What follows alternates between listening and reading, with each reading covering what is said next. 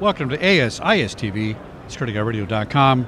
Mr. Logan Harris, Spotter RF, one of my favorite products. How you been? I've been doing well, thank you. Business good? It's been fantastic. This last year has been quite amazing.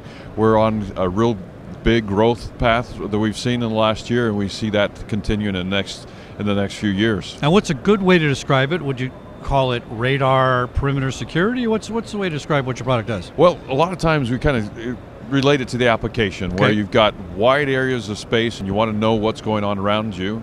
That's what radar does. It detects and alerts you far beyond your fence line before it gets to your actual location. Before it gets to you. So that's really the exciting part for us, is that we're not about forensics and after the fact trying to figure out who did it.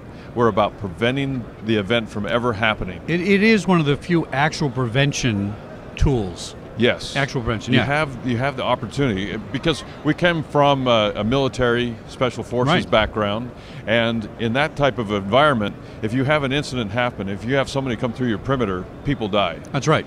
And in our commercial customers, well, people don't necessarily die, but there's damages. Right. There could be injuries. It's a harmful situation, and so you want to prevent that from happening.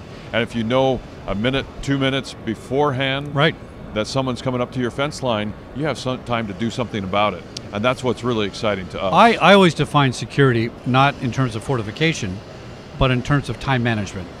Yes. See? Yeah. Time makes you safe. Not the Great Wall of China. That's obsolete. Yes. But if I got 30 seconds to say, wait a minute, let me duck, you win right there, right? Or move to the to a different spot. Right. Exactly. Now, incoming. I've been at your booth in past years. This is not a very giant. It's not a big device. It's kind of portable. We're not thinking of a giant military truck to back this in and make it work. You're holding in your hand. I didn't bring one with me this time, but very about useful. the size of a paperback book. Right. 1.5 pounds, and with that one device, you can cover 40 acres in that 1.5. 40 acres. Our larger device. Larger. Yeah. Our larger device is about the size of a textbook. Okay. About 4 pounds. And our latest version can cover 380 acres in one device. So it takes 20 watts of power. That's fantastic. 380, almost 400 acres. That's close to a mile of range. So we can detect and track a person walking a mile away with a 90-degree field of view. So a huge amount of space with one device. My next question was, how small a space? If you got that many acres on the small device, really it's not a close proximity device, although I suppose you could use it in a couple hundred yards. I mean, that's still a warning. Yes, definitely. And we have smaller ones, like the mid-range, is 500, 600 meters. The smallest one we have is called the CK2, and it has 150-meter range. Make a note of that for the ranch. We got 5 acres out there in Arizona. There you go. We might need that. That's a good idea. size. Watch all those rabbits and coyotes coming up and stuff. stuff. That's right. And bears or whatever else you got out there, right? Now, if I remember from the software, it can distinguish between a person, a rabbit. You're not going to get false alarms on things like that. But is it getting that point where we can tell that is a person as opposed to a dog or something? So at some level. So that it's not perfect in terms of classification, we do it by a couple different things. One is behavioral. How is it behaving? How fast is it approaching? Does it have intent? Yeah. Because humans, they have intent. They approach differently than, say, a deer. Sure. And so we have behavioral filters built in that look at that type of approach, the type of approach rate, how they behave, to filter those out. Now, like most technologies, it doesn't necessarily filter out all of those. Sure. So if a deer is walking straight in like a human, it will alarm. But deer in your property could be danger too. I mean, there's all kinds of things that. Well, especially if you're in an airport and you got deer walking across your runway. Right. So that's why we also couple it with camera systems. Pretty much all of our systems also have a camera coupled to it. Okay. So a couple times a day at a normal site like a power plant or substations, you get an alarm.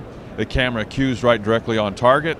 You pulls up that video feed, and then you assess the situation and say, okay, what's my response? Do I need to call the police? Do I send out my security guard, or is it just someone walking the dog around the perimeter of my substation? Now, are there things as a false positive? That's not a false positive. That's something moving. That's verified. The system's working, but could something trigger it that, I don't know, it wasn't something moving. I don't know. Maybe I'm not describing it right. If I wear a tinfoil hat, am I going to defeat the system or anything? No. Okay. Yeah, you'd have to walk around with a big, think of a stealth bomber. Yeah. Okay. What did they have to do to the stealth bomber to make it? They had to do all those angles and things. And, okay, someone's going to haul out a great big, huge, angle thing. And, then you got a bigger problem than your perimeter. Yeah. Yeah, that's a pretty big, thing to be. And then, of course, you got camera systems out. Right. It'd be very hard to defeat this without some very sophisticated and expensive equipment. Jamming per se. Yeah. That's people ask me about that. So what about what if they jam it? Well, if you know something's jamming a 10 gigahertz radar system, you have problems because you can't buy a 10 gigahertz. It's a military's at your back door. So. Yeah, you can't buy 10 gigahertz anything off the shelf. Right. And so if you get into jamming alert, you have a problem. Serious problem. So that's basically is the purpose of the device, is to let you know when you have a problem. Yeah. So in that case, it works too. That's right. It did its job. If it job. doesn't work, it works. Yeah, Very exactly. good. Price points. Can the small guy with 5 acres get into using this, or is it more of a commercial application? It's more commercial. Okay. If you're in the market for kind of the thermal pan tilt camera systems, you're in the same market. Okay, that's still reasonable. So if you can afford those, you can afford these. Excellent. And we have the low end, the small 5 acre ones. For us, that's small. Yeah. All the way up to the big ones. So we're in the kind of a competitive price point to those pan tilt thermal cameras. Excellent. Yeah. Logan Harris, spotterrf.com, right? That is right. Fascinating product. Check it out. Thank you.